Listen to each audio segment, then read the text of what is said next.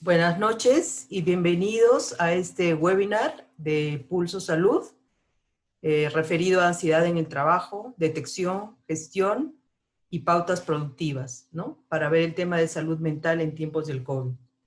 Dada la coyuntura que estamos viviendo actualmente, el Perú, al igual que la mayoría de países en el mundo entero, hemos tenido que tomar medidas drásticas para evitar la propagación del virus y salvaguardar la salud de las personas.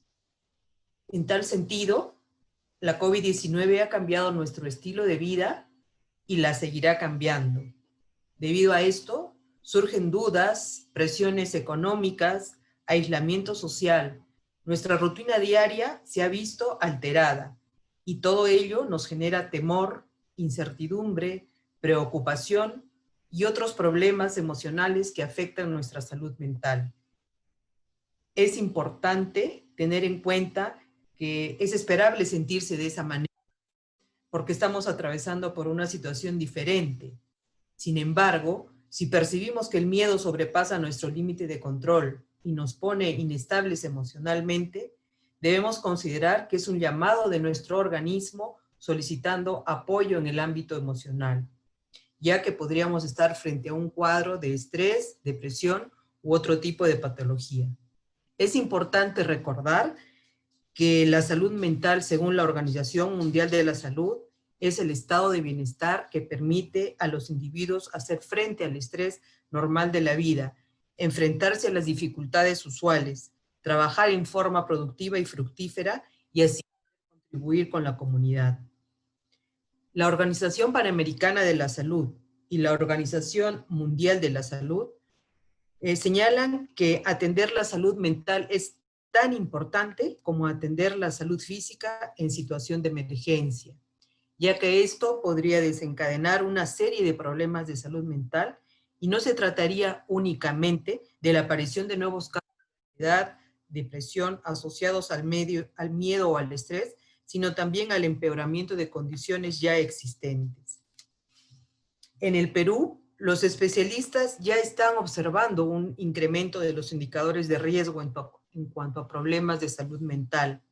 Esto se ha visto reflejado en los resultados iniciales de una encuesta nacional realizada por el Ministerio de Salud y la OPS, en la que participaron más de 58,000 personas. Aquí se observó que el 28,5% de los voluntarios indicó haber experimentado sintomatología depresiva. De este grupo, el 41% presentó indicadores de depresión que iba de moderada a severa y el 12,8% mostró ideas suicidas. A raíz de toda esta situación, también en nuestro país, el Ministerio de Salud ha publicado la resolución ministerial 186-2020, referida al cuidado de la salud mental de la población afectada, familias y comunidad en el contexto del COVID-19, y la resolución ministerial 180-2020, que se refiere al cuidado de la salud mental del personal de la salud en el contexto del COVID-19. Bajo este panorama, es el momento de mejorar los servicios de salud mental, porque sabemos que va a haber una alza de casos y necesitamos brindar soporte y atención emocional a nuestros colaboradores. En esta oportunidad nos acompaña el psicólogo Emir Valencia Romero, quien es jefe del Departamento de Psicología del Instituto Nacional de Salud Mental Honorio Delgado, es docente e investigador de la Universidad Nacional Mayor de San Marcos y tiene estudios de maestría en Psicología Clínica y de la Salud también en la Universidad Nacional Mayor de San Marcos. Les pido por favor que tengan sus micrófonos apagados, de preferencia con los videos desactivados para reducir el consumo de internet, y las preguntas las vamos a hacer por el chat para poderlas hacer finalizando la exposición. A continuación, damos paso al doctor Emir para que nos pueda hacer la presentación de este importante tema.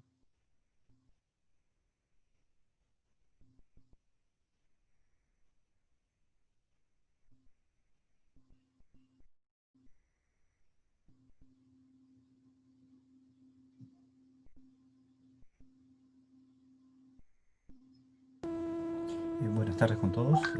Buenas tardes. ¿Se me escucha bien?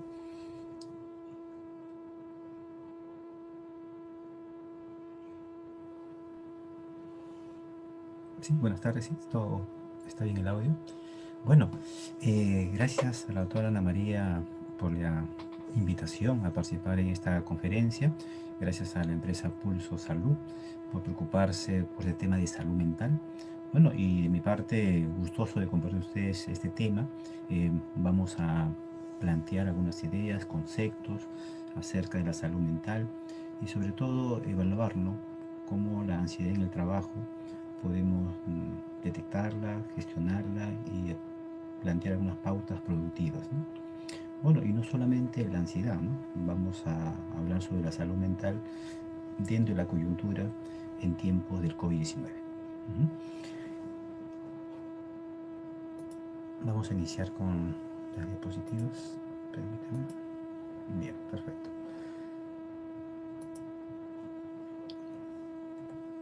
Bueno, como bien lo decía la doctora Ana María, la OMS ya planteó un tiempo atrás el concepto de salud, ¿no? Y la salud la entendía como una integración de tres elementos, ¿no?, lo físico, lo mental y lo social, ¿no? Como estos tres estados, como estos tres aspectos, ¿no?, guardaban una relación y el bienestar de estos tres aspectos podían entenderse como el concepto amplio de lo que es salud. Hoy día vamos a hablar más sobre la salud mental, sobre la parte mental de la salud, ¿no? Entendiendo de que no solamente un solo aspecto se afecta, un solo aspecto se puede, digamos, tornar en enfermedad, sino que son los tres elementos que en conjunto van a ser afectados por una enfermedad o una dolencia de las personas. Traemos algunas fotos, ¿no? Veamos el escenario en el cual estamos viviendo, ¿no? Mirémonos hacia atrás, ¿no? Vale decir comienzo de año 1900, el año anterior. ¿Y qué vemos, no? Vemos que antes del COVID, a nivel familiar, ¿no?, vemos fotos de familia, ¿no?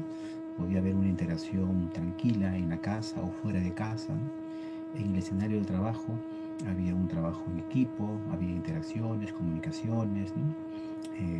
Las personas no solamente guardan relaciones estrechas en el tema familiar, sino también relaciones estrechas en el ambiente laboral. Es un espacio también de socialización.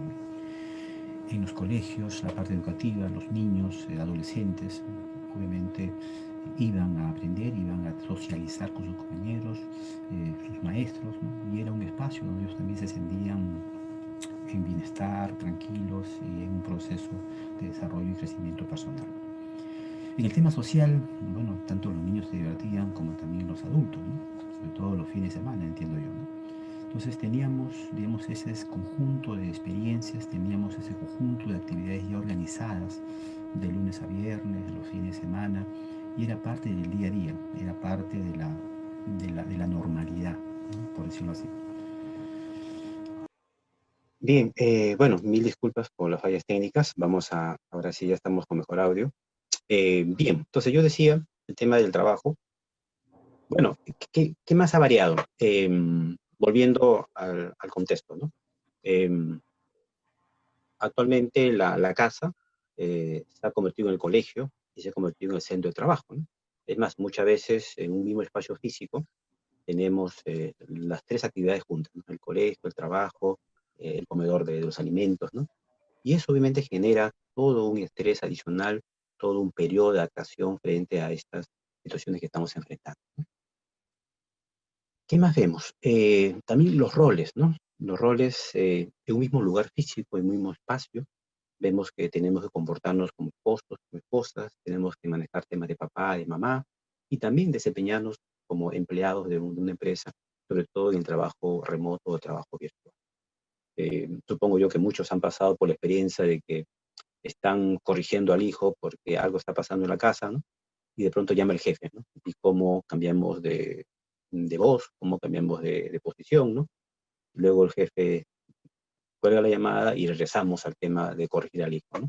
Entonces, estas situaciones, ¿no?, que hemos tenido que enfrentar, ¿no?, en poco tiempo, a partir del mes de abril, de la quincena propiamente dicho, han generado obviamente situaciones adicionales en las cuales no hemos estado preparados.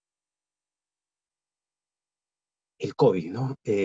Bueno, a esta altura, según las estadísticas, de cada 10 personas que han pasado examen, eh, la prueba, 3 salen positivas, ¿no? Es decir, que es muy frecuente el contagio, ¿no? Muchas personas están cayendo en enfermedad, la mayoría con síntomas leves o sin síntomas. En algunos casos se complica la enfermedad. Bueno, y como estamos viendo, en otros casos la enfermedad trae consigo la muerte de la persona. Estadísticamente se plantea que actualmente de cada 10 personas encuestadas la semana pasada, 7 han tenido la experiencia de un familiar, un amigo o un conocido que ha fallecido por COVID. Bueno, toda esta situación de cambio nos ha generado una crisis, ¿no? En las personas, ¿no? El IQ, que es un autor que habla sobre la crisis, ¿qué nos decía, no? La crisis es un estado de desorganización a nivel emocional, a nivel cognitivo, a nivel somático, interpersonal, ¿no? Eh, Básicamente caracterizado porque la persona, frente a una situación nueva, eh, despliega sus recursos personales para hacerla frente. Pero al no tener éxito, al no poder manejar adecuadamente esa situación, la persona llega a un estado de crisis, ¿no? Un estado de desorganización.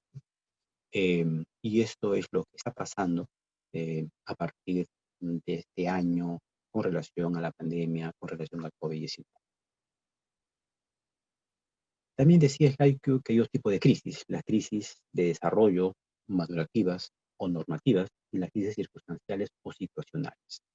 Cabe decir que esta crisis que estamos viviendo a nivel emocional, personal, responde a lo segundo. Es una crisis de tipo circunstancial y situacional. Hasta acá podemos ver que la situación es difícil, vemos que esto le puede pasar a cualquier persona. Es más,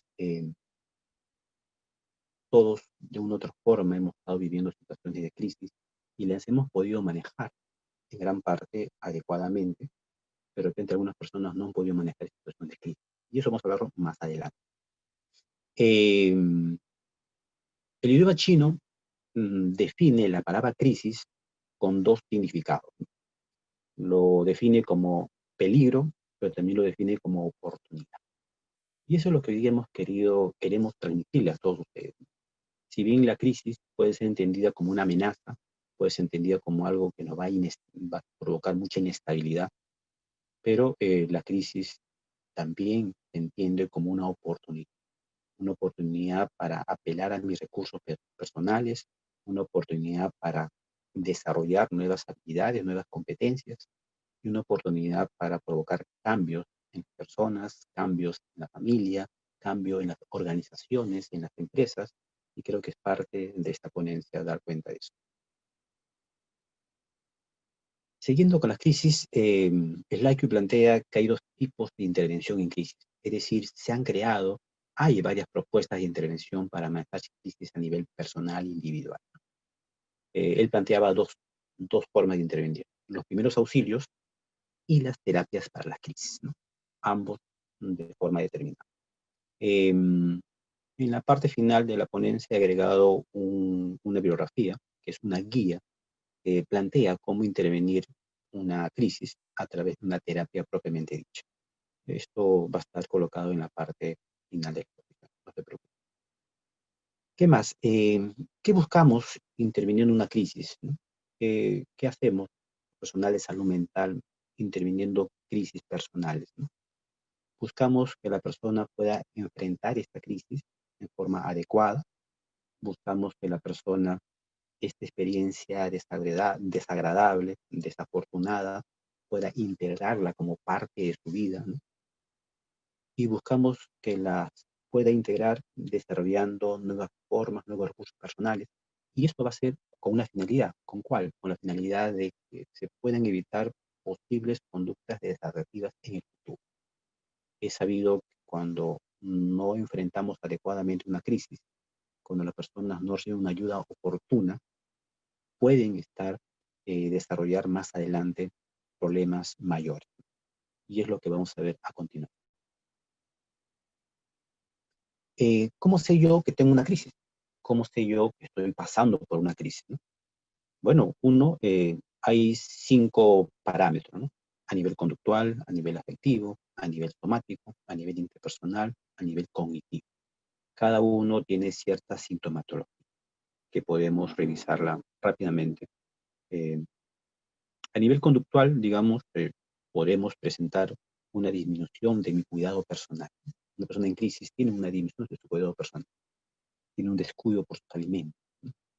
Tiene también un descuido por sus actividades cotidianas, sus responsabilidades, ¿no? Y eso también hay que entender en la parte laboral, ¿no?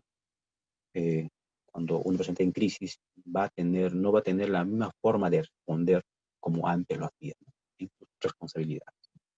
Y en último extremo, a nivel conductual, puede presentar inclusive intentos suicidas, ¿no? Cuando ya la crisis es mayor y aguda e intensa. En la parte afectiva, hay una disminución o aumento del estado de ánimo. Eso puede oscilar. Hay sentimientos de sentirse abrumado, hay impotencia, inutilidad, irritabilidad. Entonces, eso es una muestra que la persona está pasando por una situación de crisis. En la parte somática, náuseas, dolor de cabeza, dificultad para respirar, entre otras molestias físicas, están reflejando que el cuerpo se está quejando frente a la tensión que estoy viviendo, frente a la crisis que estoy atravesando. También hay cambios a nivel interpersonal, ¿no? Hay el ánimo de culpabilizar, buscar culpables en otros, hay conflictos interpersonales, ¿no? Problemas en el trabajo, que están viéndose de repente, problemas en la familia, aislamiento, eso a nivel interpersonal. Y a nivel cognitivo, obviamente, en algunas situaciones hay el recuerdo del evento sucedido, de la amenaza sucedida, hay una intensa preocupación por otros en otras circunstancias, disminución de la atención, disminución de la memoria, ¿no? Algunos procesos cognitivos van a ser afectados. En una situación de crisis, nuestra atención no es como la de siempre, nuestra memoria no es como la de siempre. Y eso hay que saberlo entender. Bueno, ideas que preocupan, sobre todo, son las ideas de corte suicida. Algunas personas desarrollan ideas suicidas, ¿no? Ideas que van a afectar su integridad o su salud. En las empresas, la pregunta es, ¿no? ¿Las crisis solamente se evalúa un trabajo individual? No, también las crisis suceden en las empresas, ¿no? También hay empresas en las cuales atraviesan crisis, ¿no? Es más, ¿no? Esta crisis sanitaria no solamente se estamos explorando desde el punto de vista individual, ¿no? En la salud mental de las personas, sino también las empresas desarrollan crisis, ¿no? Es más, en estos meses, en este año, las crisis en las empresas son muy frecuentes, muy agudas, ¿no? Sobre todo la parte económica, ¿no?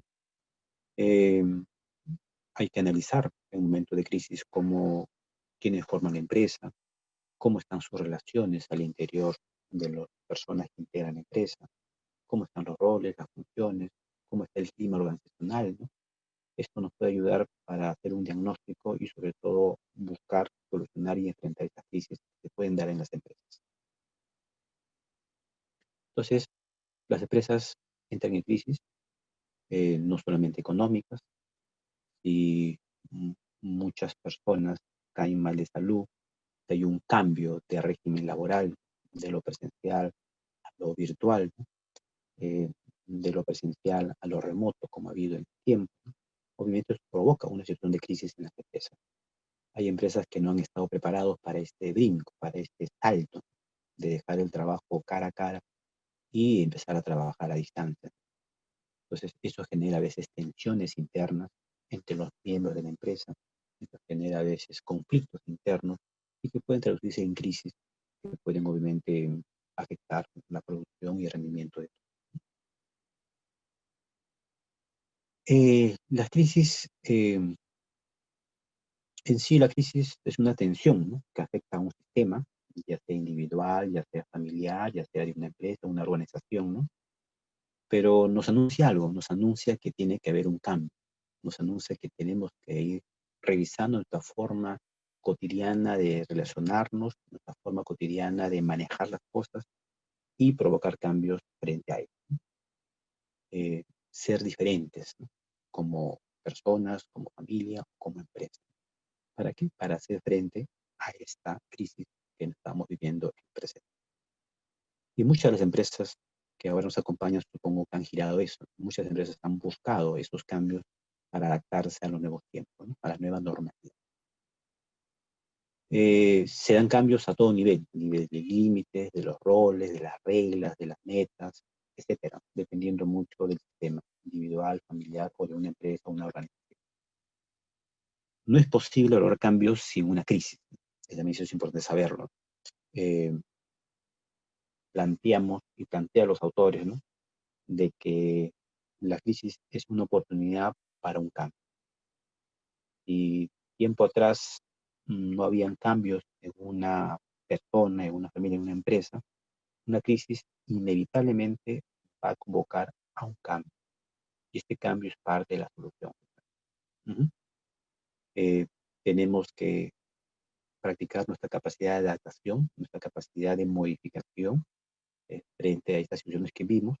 En la medida que lo implementamos, hacemos frente a las crisis que estamos viviendo a continuación. Bueno, decía yo, ¿no?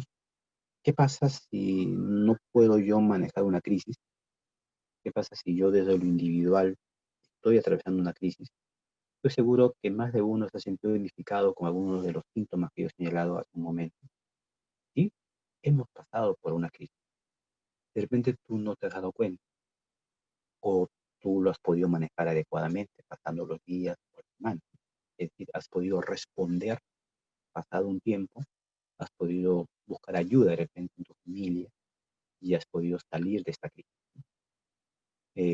O de repente hemos podido buscar ayuda profesional y nos ha permitido facilitar esta adaptación a la nueva situación, a la nueva realidad.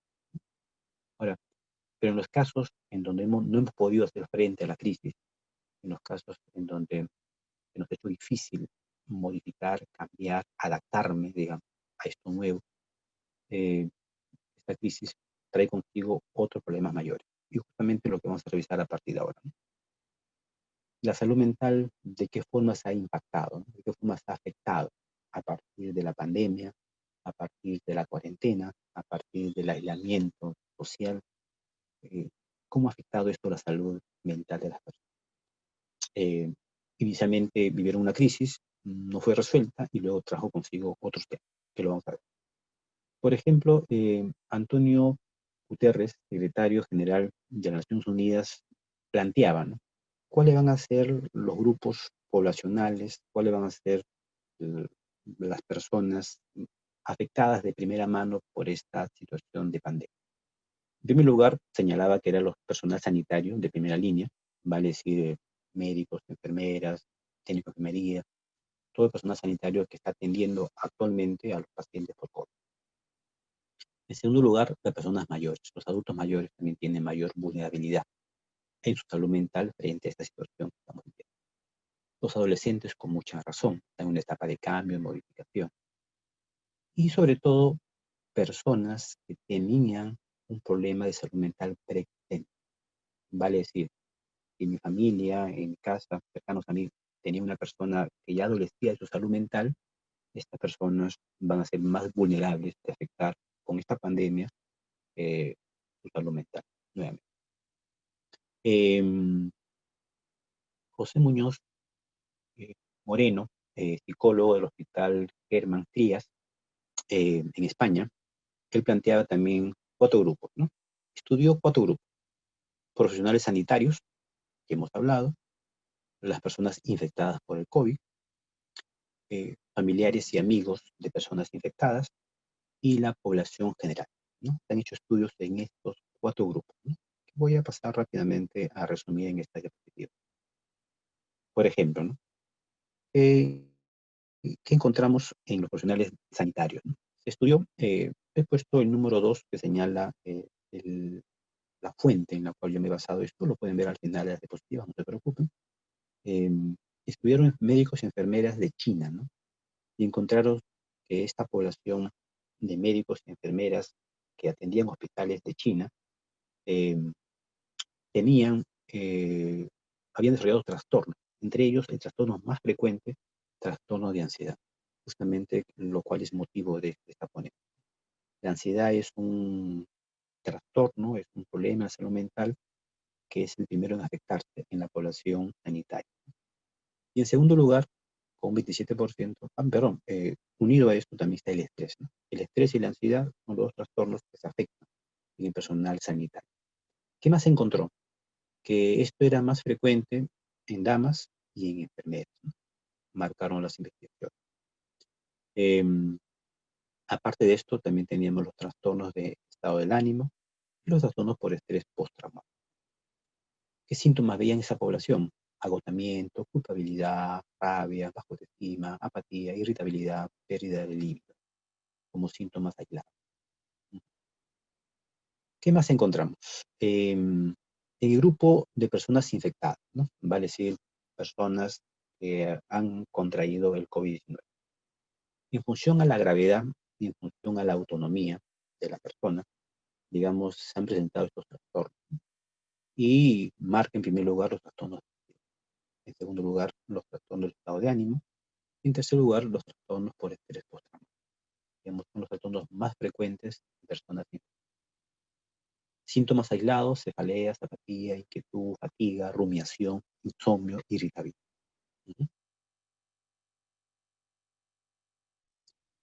El grupo de familiares y amigos, ¿no? Obviamente de personas infectadas, ¿no?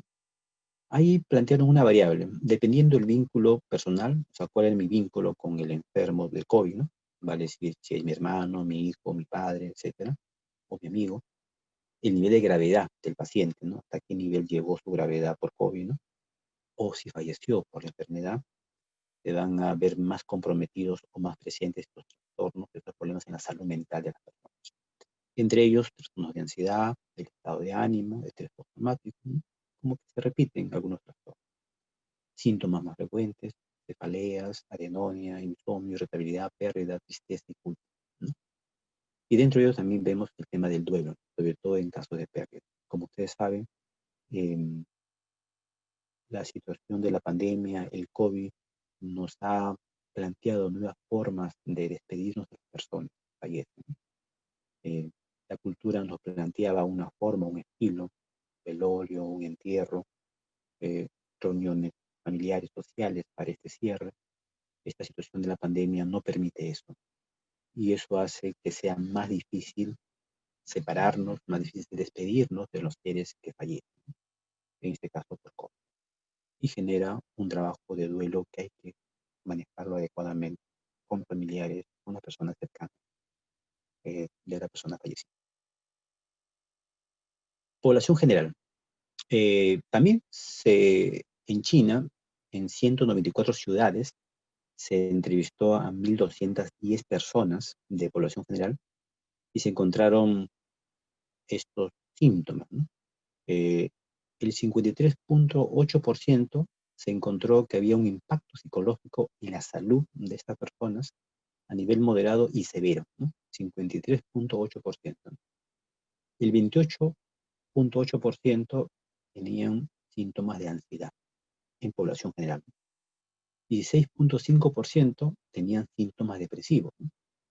El 8.1% síntomas de estrés.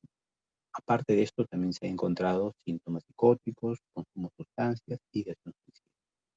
Digamos que en la población general hay estos impactos psicológicos y estos síntomas que afectan la salud mental de las personas entrevistadas en Chile. Los grupos vulnerables, ¿no? Como decíamos, niños, adolescentes, personas adultas mayores, personas con discapacidad física o mental, víctimas de violencia doméstica. Vale decir, si yo soy una persona violentada en mi casa, en mi domicilio, ¿no? Soy más vulnerable de desarrollar un problema en mi salud mental a partir de COVID. Personas migrantes, ¿no? En Perú tenemos muchos migrantes, como ustedes saben, y también personas con bajos recursos económicos, ¿no? Son los grupos más vulnerables estudiados. Para ir acabando, ¿no? Para ir acabando, ¿no? Viendo los tiempos. La pregunta es, ¿no? ¿En qué zona me encuentro, ¿no? Esta gráfica resume un poco la evolución de cómo yo reacciono frente a una situación de pandemia, a una situación nueva, en este caso el COVID-19. Hay tres zonas: la zona del miedo, la zona del aprendizaje y la zona de crecimiento. La zona del miedo es donde estoy centrado en la queja, reenvío todos los mensajes que llegan a mí a otras personas, me irrito fácilmente, eh, estoy conectado con mi miedo y con mi ira continuamente, ¿no? Entonces estoy centrado en esa zona del miedo. Zona de aprendizaje. Identifico mis emociones, comienzo a soltar lo que no puedo controlar, es decir, acepto que hay situaciones que no puedo controlar, ¿no? Eh, Tomo más conciencia de la situación y pienso cómo actuar, ¿no?, en adelante. Entonces, digamos, estoy en un proceso de aprendizaje, ¿no? Zona de crecimiento, que es lo que se espera que lleguemos o que estemos en ese camino. Vivimos el presente, enfocados en el futuro, obviamente. Soy empático conmigo mismo y con los demás. Agradezco, valoro lo que tengo en el presente. Pongo mis talentos al servicio de los demás o de quien lo necesita. Pienso en los demás y busco cómo ayudar a otras personas. Eh, es decir, he crecido a partir de esta situación difícil que estamos viviendo todos. En la primera etapa, primeros meses de esta pandemia, estoy seguro que la mayoría hemos estado centrados en esta zona del miedo, natural y esperado, obviamente, ¿no?, por algo nuevo y desconocido que venía al Perú y vino. Hemos transitado por un periodo de aprendizaje intermedio, ¿no?, y estoy seguro, muchos de nosotros, ustedes, llegando a esta zona de crecimiento. Ya tenemos una mirada distinta a esta experiencia, obviamente desagradable, experiencia doliente, de pasar todos a través de esta cuarentena, de esta infección por COVID-19. ¿Qué más nos dice la OMS, ¿no? Consejos para cuidar de nuestra salud mental durante el aislamiento por la crisis del coronavirus, ¿no? ¿Qué se recomendaba y qué se recomienda hasta ahora de repente, ¿no? Uno, reconoce y expresa tus propios sentimientos y emociones. Tengo que reconocer qué sentimientos, qué emociones estoy viviendo. Las emociones y sentimientos no son negativos ni son positivos, ¿no? Son parte de la experiencia humana. Es válido sentir temor, sentir miedo, sentirnos preocupados, estresados. Cumple alguna función. La idea es reconocerlos y saberlos expresar, ¿no? Y expresarlo no solamente con palabras, yo lo puedo expresar escribiendo, ahora con las redes sociales, ¿no? Hay muchas formas de poder expresar. Entonces, es saludable para nosotros reconocer estas emociones, estos sentimientos y expresarlos a otras personas. Dos, evitar el contacto físico. Evita el contacto físico no es contacto social, ¿no? Vale decir, si bien por este tema del distanciamiento social, 1,5 metros, 2 metros, mm, hay esta indicación de evitar el contacto físico, pero esto no significa evitar el contacto social, no significa aislarme, apartarme de todo, ¿no? Y para esto, obviamente, tengo que hacer uso de los medios que actualmente nos da la tecnología, como este medio, por ejemplo, que es estas videoconferencias, los chats, las redes sociales. Estar vinculado con otros también es parte de la salud mental. Busca y respeta los espacios de intimidad, también es importante, ¿no? Si bien ahora, como decíamos, la casa se ha convertido en el trabajo, en la escuela, en el hogar, todos estamos más unidos que nunca, pero también tenemos que saber guardar el respeto por los tiempos y los espacios de cada uno. En otras palabras, no es que todos estemos juntos todo el día, no es que hagamos todo juntos desde siempre. Respetemos el tiempo y el espacio privado para las personas en la casa, de acuerdo a los intereses de cada uno también. Eso es válido. Trata de seguir rutinas, programa un horario, ¿no? ¿A qué viene eso, no? Eh, Esta pandemia, esta situación del COVID-19, mm, ¿a qué nos lleva? Nos lleva a un periodo, a una aceptación de que hay cosas que no podemos controlar. y hay una incertidumbre sobre el futuro. Pero lo que yo sí puedo controlar, es importante que yo lo organice. Mis horas de comida, mis horas de sueño, mi cuidado personal, ¿no? Son temas que yo puedo controlar. Y es bueno que yo lo programe y lo organice durante el semana. El organizar y el programar estas actividades personales o familiares también, porque no, también nos devuelve un poco ese sentido de tener algo bajo nuestro control. Y por lo tanto también nos da estabilidad a nivel individual, también a nivel familiar y también obviamente en el trabajo. Organizar mi horario, mi trabajo. A esta altura estoy seguro que ya la mayoría ya organizó sus tareas en el hogar, sus horas de trabajo, su espacio físico para el estudio, para la empresa, para la familia, ¿no? Y sus actividades de la semana para estar ahora más adecuados a lo que es nuestra nueva realidad. Evitar estar sobreinformado, no creas todo lo que te llega. Vale decir, tenemos que estar, si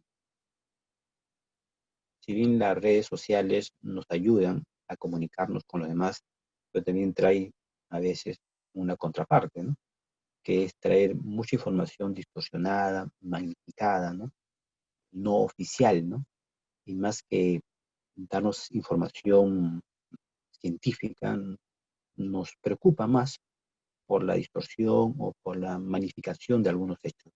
Entonces tengo que saber filtrar, ¿no? No es bueno estemos leyendo todo lo que nos llega, reenviando todo lo que nos llega, ¿no? Y mucho más si es que no hay una evidencia científica al respecto, ¿no? Entonces tengamos un mayor manejo de esa situación. Bueno, para ir acabando, conclusiones. Eh, el COVID-19 produce afectación en la salud mental de la población, está claro, ¿no? Esta pandemia, si bien ataca la parte física, pero como decíamos, también va a afectar la salud mental de las personas. Hemos visto que hay diferentes grupos de afectación psicológica, ¿no? Y cada grupo puede ser más vulnerable a desarrollar un problema de salud mental. Los síntomas más frecuentes de afectación a la salud mental, según los estudios, son los síntomas de ansiedad y los síntomas depresivos, como hemos estado concluyendo en diapositivas anteriores. Eh, Existen intervenciones psicoterapéuticas, intervenciones en la salud mental para los problemas de salud mental relacionados con el COVID. Vale decir, si bien hay una afectación, pero contamos con herramientas, contamos con intervenciones para poder hacer frente a estos problemas que se pueden presentar, ya sea ansiedad o ya sea depresión u otros problemas. En otras palabras, hay tratamiento para ello, hay intervención. Otra cuestión importante, también los estudios y los científicos señalan, ¿no? Que este apoyo psicológico, este soporte emocional, tiene que mantenerse inclusive hasta después de la pandemia. Vale decir, las intervenciones en la salud mental de la población no solamente se limita a este periodo de pandemia, este periodo de la infección que está en la fase aguda, sino también debería mantenerse post pandemia, sobre todo en personas que han sido infectadas, que han pasado por esa experiencia desagradable. En segundo lugar, sus familiares, sus cercanos de estas personas. Y en tercer lugar, el personal sanitario, ¿no? Personas de salud que han estado atendiendo en primera línea a pacientes por COVID. Bueno, y para ir cerrando, recomendaciones, ¿no? Recomendaciones para las empresas, ¿no? Uno, se recomienda, ¿no?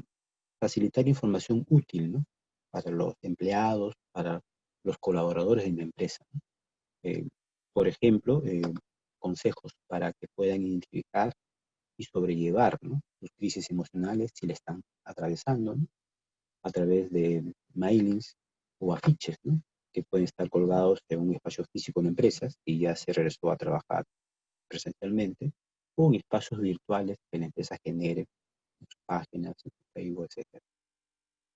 También se recomienda, escuchamos a las personas, ¿no? Yo estoy todo el día con mi lactón, ¿no?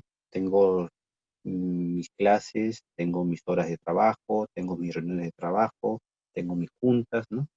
Eh, pero también de las empresas se recomienda que tengamos espacios virtuales para confraternizar entre los empleados, entre los colaboradores, ¿no?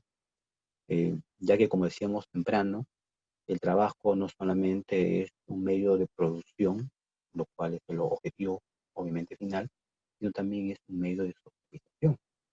El no ir presencialmente nos ha cortado esa posibilidad. Entonces, recomendamos a las empresas que también se den a la semana un espacio virtual donde la frase sea: no hablemos de trabajo, hablemos de nosotros, compartamos, confraternicemos, ¿no? Eh, y eso también ayuda a poder manejar mejor el tema de salud.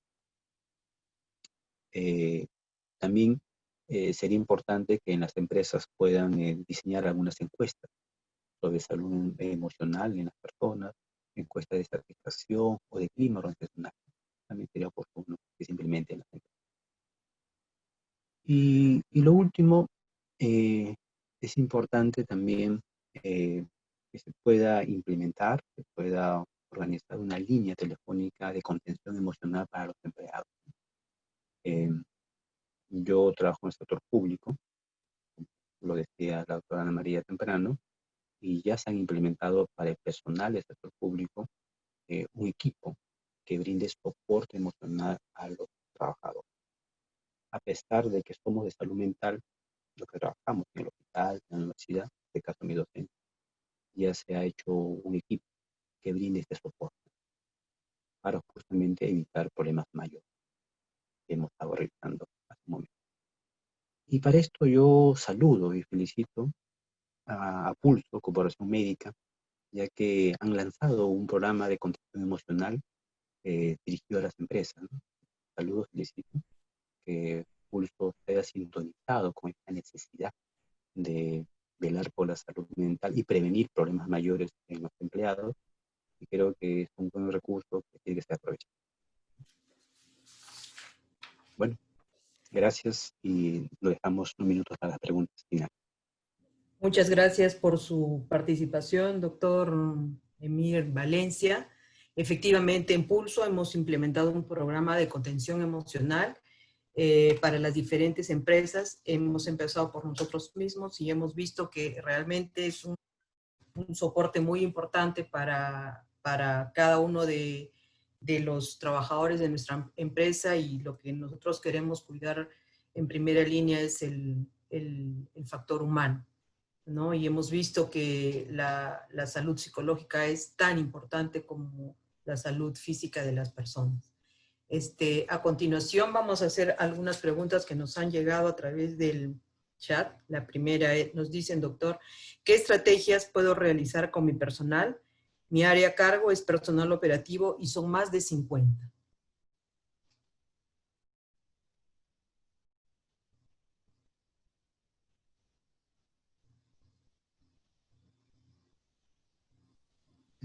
Perdón, ¿podría repetirme la pregunta? Discúlpeme, el audio me falló. Sí.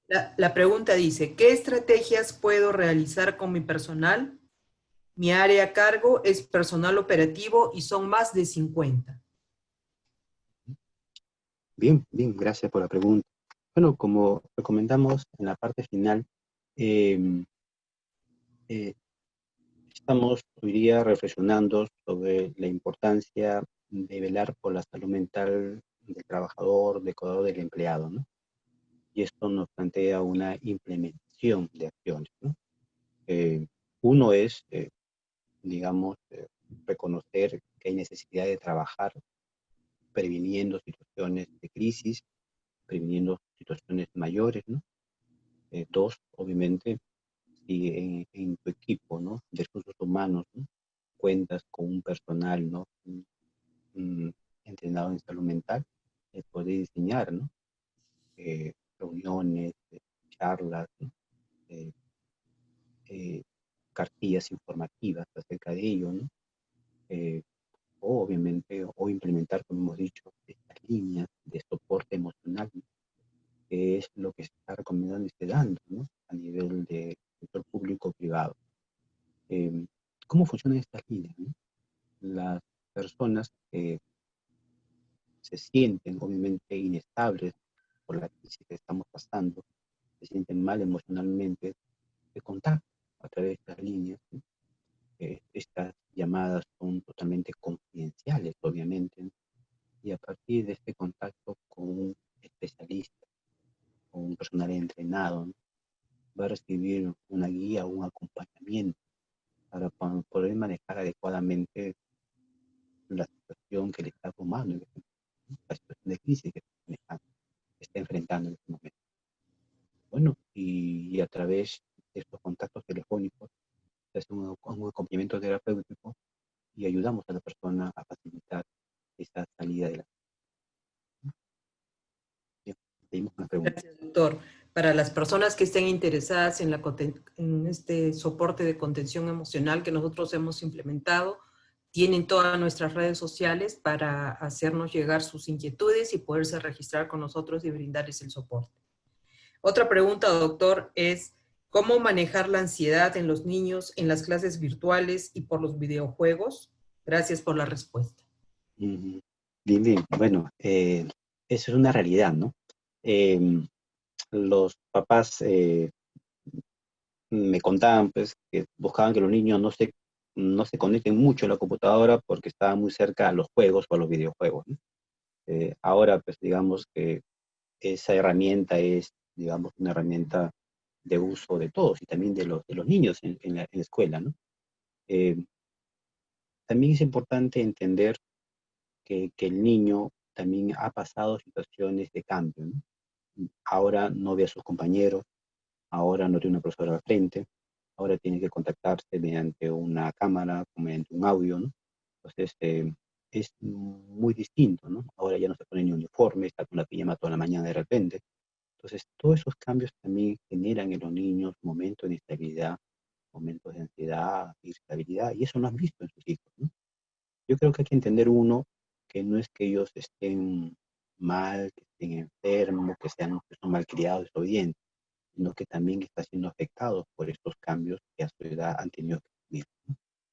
Ahora, eh, ¿cómo yo ayudarlo? Uno, lo que se plantea eh, es organizarle un horario, ¿no? Que él respete sus horas de estudio, sus horas de sus equipos tecnológicos para estudio, tienen que ser solamente para el estudio. Luego su hora de descanso, luego sus horas de tareas, y luego de cumplimiento de sus deberes y sus tareas, podría de repente ya orientarse a sus juegos o videojuegos, ¿no? Pero posterior al cumplimiento de sus deberes, ¿no? Y siempre en forma medida. Y el problema no es que el niño no juegue, ¿no? O que juegue o no juegue. El problema se centra, la solución se centra, mejor dicho, en regular sus horas, ¿no? Que tenga un tiempo, un periodo, ¿no? Mientras que todo sea medido y regulado por los padres, digamos, y el niño respete sus horas de estudio, respete sus horas de trabajo, su distracción de otro tipo, familiar, puede también jugar medido y regulado por los padres. Seguimos con la pregunta. Gracias, doctor. Otra pregunta tenemos aquí. ¿Cómo manejar el miedo si los seres o amigos queridos se mueren por la COVID? Bueno, es un tema fuerte, ¿no? A ver, el miedo es una emoción. Como hemos dicho, no hay emociones malas ni emociones buenas, ¿no? Las emociones tienen una finalidad y es parte de la experiencia humana. Por ejemplo, de repente al comienzo yo tenía miedo de contagiarme, y es válido eso, por la situación que veíamos, pero ese miedo, ¿qué hacía en mí? Hacía que yo tome las medidas de precaución, me ponga mi mascarilla cada vez que salga, me compre mi casco con la careta, use mi alcohol líquido en mi bolsillo, evitar distancia. Es decir, el miedo es funcional porque me permite tomar acciones para evitar esto que es una amenaza, es esto que genera temor. El miedo tiene una buena finalidad. Cuando el miedo ya es negativo, cuando el miedo ya, más que negativo, cuando el miedo ya no es funcional, cuando el miedo ya me paraliza, cuando ya el miedo no me permite actuar, digamos, en mis diferentes espacios o aspectos de mi vida, pues ahí ya el miedo ya deja de ser funcional, ya se convierte en un miedo disfuncional. Entonces, punto unido a eso, ¿no? Uno, valorar el miedo no es algo negativo ni es algo no natural, es una experiencia humana. Dos, es válido experimentar, parte de mi experiencia. Tres, ¿qué puedo hacer? Hay que expresar el miedo que yo siento, hay que compartirlo con otra persona. Las emociones son dignas de ser compartidas con otras personas, ¿no? Ahora, obviamente, unido al miedo, se hablaba de la pérdida de un ser querido por COVID, una persona importante para mí. Ahí se une otra emoción, que es el dolor. El dolor. Es inevitable sentir dolor por la muerte de un ser querido. Igual, el dolor es una experiencia humana, no es malo el dolor. Al contrario, el dolor me va a acompañar como parte de mi proceso de duelo. Yo me voy despidiendo de la persona experimentando el dolor. Pero igual, tengo que saber reconocer el dolor, tengo que saber compartir el dolor, tengo que aprender a despedirme de esta persona y poco a poco este dolor va a ir disminuyendo, desapareciendo y manejándolo. Vale decir, ¿no? El miedo es funcional y el dolor frente a un duelo de un ser querido es parte de ese proceso. Yo no puedo, digamos, despedirme de un ser querido queriendo no sentir dolor. Eso no existe. Si se da, tiene que darse y manejarse y expresarlo y compartirlo con otros. Ahora, si pasa el tiempo y ese dolor me sigue acompañando, ese dolor no se mitiga y ya se complica otras áreas de mi vida, como hemos dicho, hay que buscar ayuda, ¿no? Y creo que ese sería el alcance. Bien, seguimos con las consultas.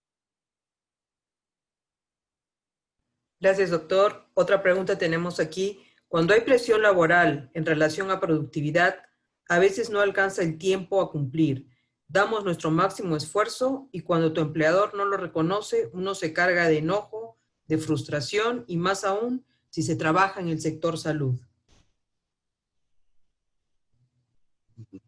¿Cómo Bueno, afrontar el estrés cuando la empresa te sobrecarga con trabajos?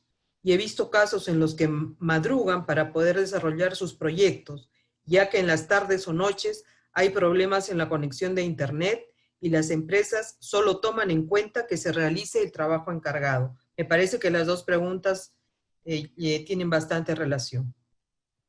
sí, sí. Como decíamos en las diapositivas, ¿no? Eh, digamos que hay dos partes, ¿no? La empresa, la institución y el empleado, el personal de salud, ¿no? Digamos, esto es nuevo para todos, tanto para nosotros de forma individual como para la empresa, ¿no? Como para el, el- el hospital de salud, digamos, ¿no? Y realmente yo también he evidenciado esto, ¿no? Hemos pasado de una atención presencial al 100% en un hospital y en 2 meses hemos tenido que crear una atención a distancia virtual. Y ese cambio no ha sido fácil, ¿no? No ha sido fácil. Es más, todavía seguimos pasando por etapas, ajustando, corrigiendo, ¿no? Y yo sí, de repente, imagino que en los primeros momentos ha habido una sobrecarga, ha habido de repente eh, no un manejo adecuado de repente de los tiempos, de las responsabilidades, y eso ha podido generar tensión, ¿no? Entre los jefes, los supervisores y los empleados. Eh, Porque ni ellos ni nosotros estábamos preparados para este cambio. Y lo que queríamos era salir de esta crisis, eh, que no caiga el hospital, que no caiga la empresa, y creo que el objetivo finalmente era positivo, ¿no? Eh, bueno, ahora, de pasadas las semanas o los meses que ya se ha estabilizado más la situación, creo que es momento en que ambas partes conversen, dialoguen, ¿no? Eh, se naturalice el trabajo en las horas, en momentos indicados, ¿no? Y creo que eso es un proceso que tanto la organización como lo individual estamos pasando. Yo los comparo a algo personal, ¿no? Al comienzo de la pandemia también vivimos lo mismo en centros laborales, ¿no? Del Estado, del hospital, ¿no? Eh, no teníamos hora para no reuniones, ¿no? Inclusive nos hemos reunido los domingos, nos hemos reunido los feriados, ¿no? Porque tenemos la necesidad de empezar a atender de forma virtual. Pero ya pasados los meses, felizmente se ha estabilizado. Ahora sí ya el horario se respeta, que es de 8 a 3 de la tarde. Ya se han ordenado los equipos. Digamos que hemos superado la crisis, ¿no? Estoy seguro que también las empresas van a llegar a esa etapa donde van a poder manejar mejor las cosas y obviamente dialogando, conversando para poder tener una conciliación de esos tiempos y de esas responsabilidades. Sí, por favor. Gracias, doctor. Otra pregunta nos dice, frente al miedo, desesperación, ¿qué técnicas psicológicas nos recomienda? Bien. Bueno, como decía yo, el miedo, la desesperación son partes de la experiencia humana. Eh, tenemos que reconocerlas, paso uno. Dos, validarlas como parte de mi experiencia. Eh, tres, saber que si están ahí es para expresar algo de mi experiencia personal, de mi mundo interno. Hay que saberlas escuchar, ¿no? Eh, Otra indicación es hay que saberlas compartir, ¿no? Compartir con otras personas, ¿no? A través de palabras, a través de escritos, de correos, de la forma que sea más cómodo para ti. Y lo siguiente es irnos entrenando en ciertas técnicas para poder manejar estos momentos de miedo, de desesperación.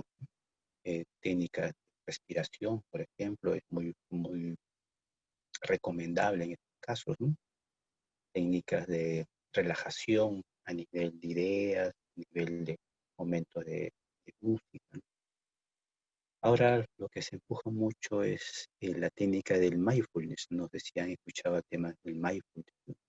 Mindfulness es una técnica centrada en la meditación, ¿no? Que se usa mucho en estos temas de ansiedad, de miedo, eh, que básicamente se concentra en un principio, ¿no? Atención plena. Resumiendo esto, ¿no? Eh, yo me presto a atender lo que estoy viviendo en este momento. Vale decir, ahora estoy conectado con ustedes.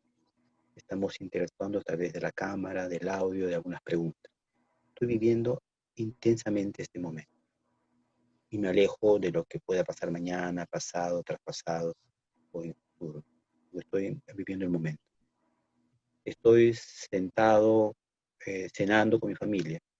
Me concentro en mi plato de comida, me concentro en sentir el sabor de la comida, me concentro en dialogar con la familia que está a mi costado, ¿no? Estoy viviendo el presente, el momento. Eso ayuda mucho, ¿no? En el sentido de estar concentrados en el presente, en el momento actual. Eso me ayuda a alejarme de los miedos, de los temores o desesperaciones. Bueno, obviamente estas situaciones cotidianas, ¿no? También se pueden sumar otras técnicas físicas. También es recomendable el ejercicio físico, ¿no? Tener una regulación de actividades físicas a la semana, 2, 3, 4 veces por semana también es recomendable. Eso también nos ayuda a liberar tensiones, a despejar la mente, y también es recomendable. Ahora, si estas recomendaciones que puedes hacer tú de tu casa, ves que no funciona, ves que no ayude, las cosas se complican más, obviamente el siguiente paso es buscar ayuda, una ayuda profesional, ¿no? Que pueda pues ya darte una guía, un trabajo más personalizado y puntual a lo que tú necesitas. Gracias, doctor. Tenemos acá otra pregunta que nos dice, ¿qué pautas recomienda para considerar en las encuestas de estrés y ansiedad para realizar un diagnóstico en una empresa? Bien, hay, digamos, varios formatos, ¿no? Varias pautas, ¿no? Que plantean, ¿no? Algunas preguntas dirigidas a detectar, ¿no? Niveles de estrés o de ansiedad. Bueno, no quisiera mencionar nombres, pero hay una escala que se llama el DAS, ¿no? El DAS es un instrumento bastante utilizado para encuestar, para preguntar ítems que dirigen a temas de estrés, temas de ansiedad, ¿no? Eh, y también inclusive hay para valorar el estado anímico. El DAS es un instrumento eh, que puede rastrear, ¿no?, sintomatología ansiosa, eh, estado de ánimo y también el estrés, ¿no? Valora esos tres aspectos. Otro punto es lo que yo he presentado en mis diapositivas, que son estos indicadores en los aspectos somáticos, cognitivo, conductual, eh, eh, interpersonal, afectivo, ¿no? También son indicadores, ¿no?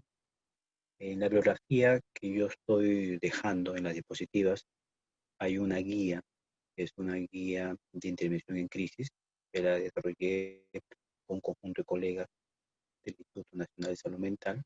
Y en esta guía también hay un cuestionario que desarrolla ítems para valorar situaciones de crisis, ¿no?, que también hay componentes obviamente de estrés y de ansiedad. También podría ayudar para. Gracias, doctor.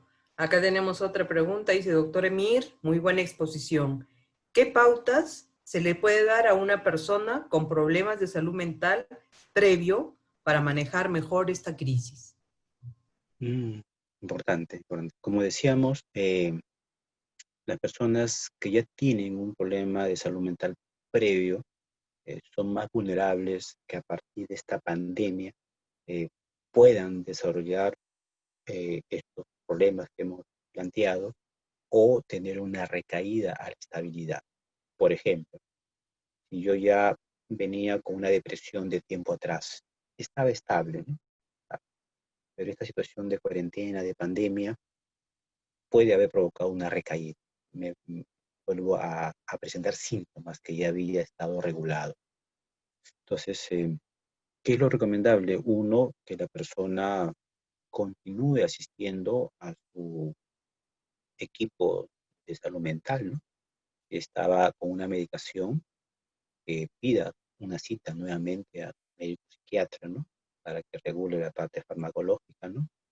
A veces necesitamos, digamos, una nueva reevaluación para ver la parte médica, la parte de medicina. Y también, obviamente, retomar sus consultas de terapias psicológicas si es que ya habían sido suspendidas o había dado estados de alta, ¿no? O a veces ya estamos en un periodo de seguimiento con citas distantes. Bueno, motivo de la pandemia es importante regresar a mi psicólogo, a mi terapeuta, para poder ahora hacer frente a esta situación. Entonces, serían las mejores pautas. Gracias, doctor.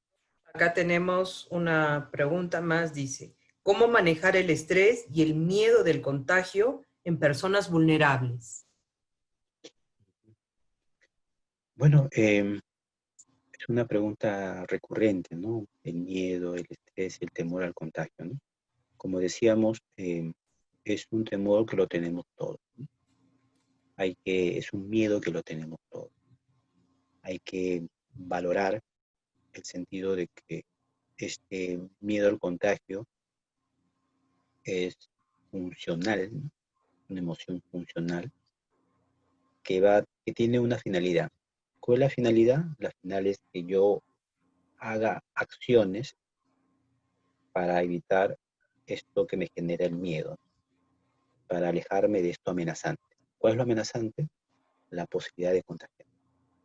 Entonces, tomando acciones, se entiende de que mi miedo va a ir bajando, va a ir disminuyendo. Si yo no tomara acciones, si solamente me quedo con el miedo, me paralizo, no tomo medidas para eso, obviamente el miedo no estaría funcionando, estaría interfiriendo en mi actividad. Entonces, en la medida que yo tome acciones, ¿no?, para prevenir esto que yo lo veo amenazante, gracias miedo, porque el miedo me está permitiendo hacer esto. Como decíamos, ¿no? Lo básico es, obviamente, y yo soy una persona que tengo que salir por motivos de trabajo, estudio, temas domésticos. Bueno, salir con mi mascarilla, ponerme la careta, que está recomendable, salir con mi alcohol en mi bolsillo, evitar situaciones de gente, ¿no? Distanciarme 2 metros, metro y medio, ¿no? Entonces, buscando esa prevención, tomando esas acciones, eh, entendamos que el miedo va a ir disminuyendo, porque estoy haciendo cosas para alejarme de esa posibilidad. Ahora, si yo tengo miedo y no me pongo careta, salgo sin mascarilla, me meto a una tienda donde veo que hay 20 personas pidiendo pan, panería, ¿no? Me peleo con la señora que vende frutas, con otra persona, ¿no? No, pues no estoy haciendo cosas para alejarme de esto. Entonces, el miedo hay que traducirlo en acciones, ¿no? Y haciendo acciones, esta sensación, emoción de miedo disminuye, ¿no? Sí, por favor. Listo, doctor. Muchísimas gracias por su participación. Ha sido una excelente exposición que nos ha ayudado bastante. Y para cerrar, yo los invito nuevamente a seguirnos en nuestras redes sociales, que se registren o se registren a sus empresas para poderles dar todo el soporte en nuestro programa de contención emocional. Es un proyecto que estamos sacando adelante y con muy buenos resultados. Nuevamente, gracias a todos por su participación y vamos a seguir compartiendo con ustedes diferentes webinars de interés de todos. Gracias y buenas noches. Gracias, doctor. Igual de mi parte, buenas noches con todos. Gracias por la invitación y un gusto compartir este espacio con ustedes.